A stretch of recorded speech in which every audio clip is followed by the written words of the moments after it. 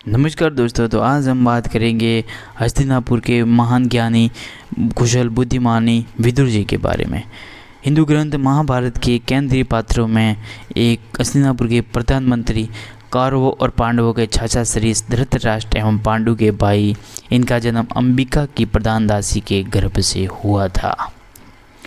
जन्म हस्तिनापुर नरेश शांतनु और रानी सत्यवती के चित्रांगद और विचित्रवीर्य नामक 2 पुत्र हुए। शांतनु का स्वर्गवास चित्रांगद और विचित्रवीर्य के बाल्यकाल में ही हो गया, इसलिए उनका लालन पालन पोषण भीष्म ने किया।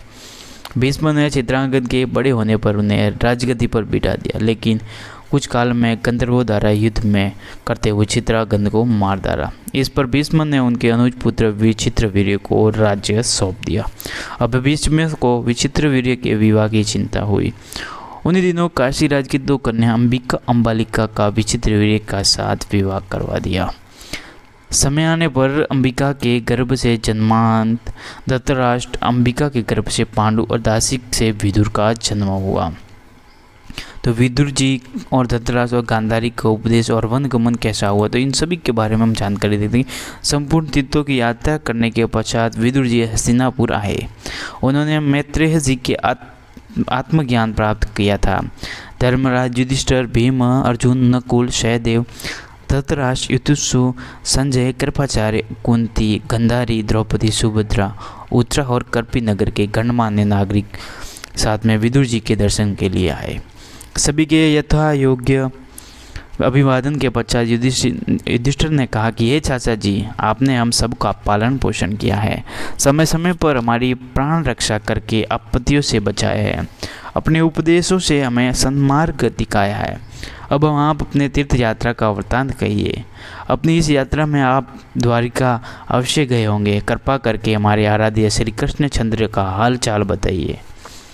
अजातशत्रु युधिष्ठिर ने इन वचनों को सुनकर विदुर जी ने उन्हें सभी तीर्थों का वर्णन सुनाया, किंतु यदुवंश के विनाश का वर्णन को न कहना ही उचित समझा। वे जानते थे कि यदुवंश का विनाश वर्णन युद्ध सुनकर युधिष्ठिर को अत्यंत क्लेश होगा। वे पांडवों को दुखी नहीं देख सकते थे।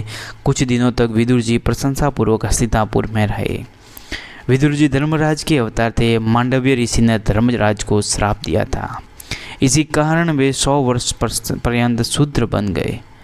एक समय राजा के दूतों ने मांडव्य ऋषि के आश्रम पर चोरों को पकड़ा था।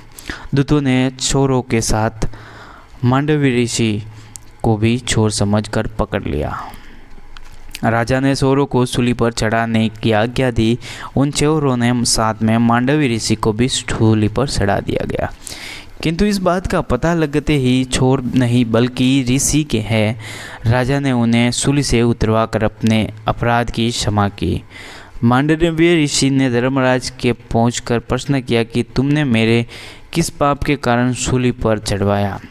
धर्मराज ने कहा कि आपने बचपन में एक टिड्डे को कुछ को नोक से छेदा, इस पाप में आपको यह दंड मिला। ऋषि बोले, वह कार्य मैंने अज्ञानवश में किया। तुमने अज्ञानवश में किए कार्य का इतना कठोर दंड देकर अपराध किया।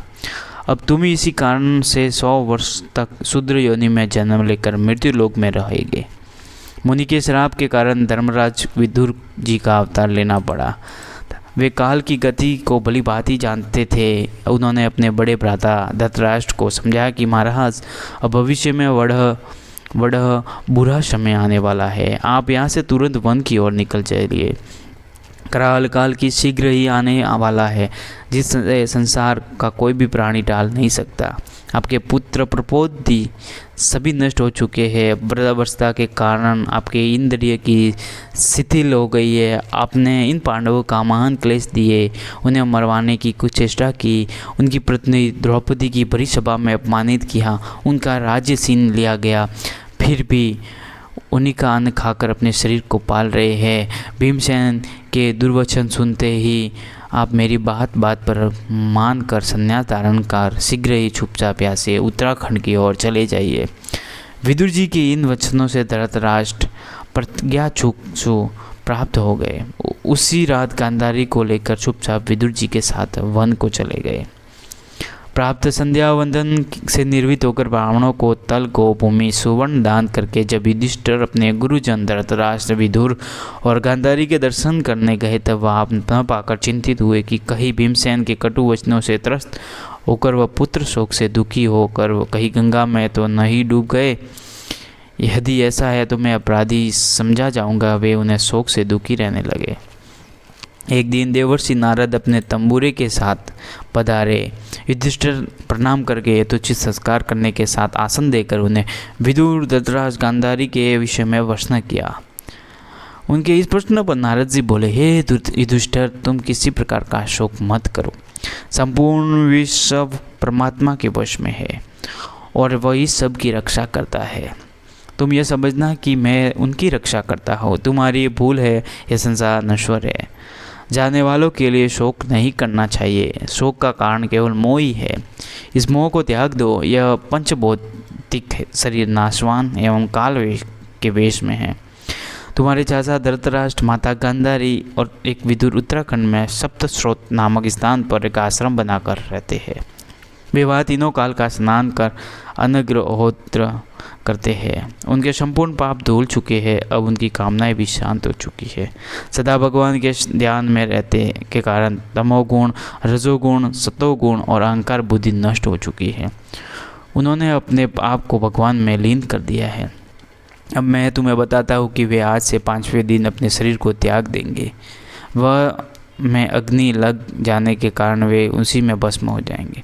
उनकी साध्वी पत्नी गांधारी भी उसी अग्नि में प्रवेश कर जाएगी। फिर विदुर जी वहाँ से तीर्थ यात्रा के लिए चले जाएंगे। तुम उनके विषय में चिंता करना त्याग दो। इतना कहकर देवर्षि नारद आकाश मार्ग से स्वर्ग के लिए प्रस्थान कर गए। युधिष्ठिर ने देवर्षि नारद के उपदेश को समझकर शोक का परित्याग कर दिया। विदुर जी के जन्म में संबंधी स्पष्ट जानकारी कहीं नहीं मिलती है, अधूरी जन्म जानकारी है। अगर आपको ये जानकारी अच्छी लगी हो तो वीडियो को लाइक करें और चैनल पे नए हो तो चैनल को सब्सक्राइब जरूर करें।